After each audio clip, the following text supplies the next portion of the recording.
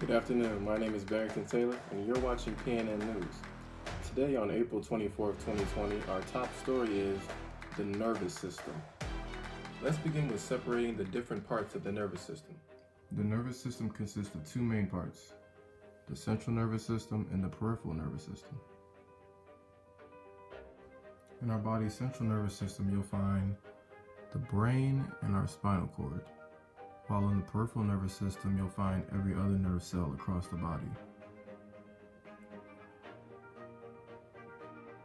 One of the most important, if not the most important organ in our central nervous system is the brain.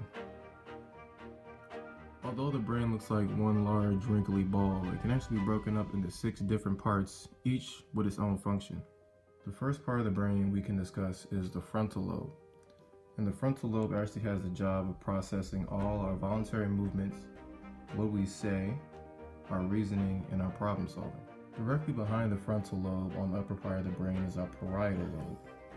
And our parietal lobe has a job of deciphering between left and right, processing all the different sensations we feel, and translating what we read into information our brain can use. What you can find under our frontal lobe and our parietal lobe is our temporal lobe. And the job of the temporal lobe is to understand language, store our memories, and to process everything we hear around us. Directly behind the temporal lobe is the occipital lobe. And what the occipital lobe does is process everything we get from the sensory receptors in our eyes and breaks it down to color and shapes. Directly beneath our temporal lobe and our occipital lobe are the brain's cerebellum and the brainstem. And these parts of the brain are unique because they handle functions of the body that we don't do consciously. Everything that these two parts take care of, we do unconsciously.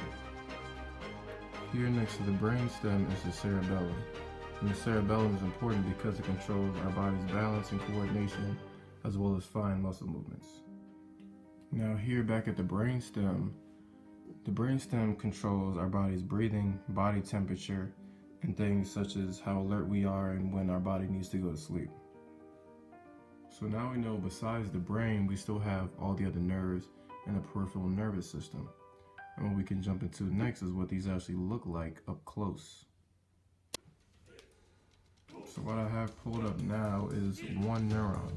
And this is what the trillions of cells across our body look like individually. The neuron really has one main job, and that's to take the electrical impulses coming to or from the brain in here at the dendrite, have it travel down the cell, axon, and come out at the axon terminal and disperse to other neurons. So now if we can break it down to different parts, we can see more clearly how information travels from your brain to your body or from your body to your brain. And it starts here when the electrical signal meets the dendrite. Now once they meet here, that same signal will travel down this large runway called the axon. And over the axon you have Schwann cells and myelin. And Schwann cells actually create this myelin insulator that goes along the body of the cell or the axon. And what it does is help the electrical impulse that we get from the dendrite travel smoothly across down to the terminal, where that same signal that we started here with will get dispersed onto another neuron to its dendrite. So what you guys are all looking at now is a close-up version of what happens at the axon terminal in a dendrite. So what the axon terminal is dispersing onto the dendrite is neurotransmitters, and here along the surface of the dendrite you can see it has receptors to take in these neurotransmitters. Once again, you're watching PNN News. Have a good day.